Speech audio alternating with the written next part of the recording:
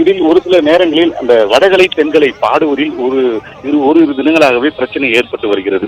இந்த பாசுரம் மற்றும் சோஸ்திரம் இதை பாடுவதற்காக முன்னே சென்று பாடுவது குறித்து, அதே போன்று அவர்கள் பின்னே பாடுவது என்று நீதிமன்றத்தில் வழக்கு இருக்கிறது. மாறி மாறி ஆண்டுதோறும் இது போன்ற செயல்பாடுகளில் ஈடுபடுவதால் பக்தர்கள் முகம் சுளிப்பானது ஏற்படுவதாக கூறியிருக்கிறார். இந்த நிலையில் காஞ்சிபுரம் பேருந்து நிலையம் பின்புறத்தில் இருக்கக்கூடிய பகுதியில் மண்டகப்படி முடிந்தவாறு கோவிலை நோக்கி சென்ற போது அந்த சோஸ்திரம் பாடலை பாடுவதற்காக அங்கு வடகலை என்பவர் முன்பு சென்று பாடியிருக்கிறார்கள். அவர்களை தடுத்து நிறுத்தி அதற்கு முன்பாக தென்கலை சென்று பாட முற்பட்டார்கள்.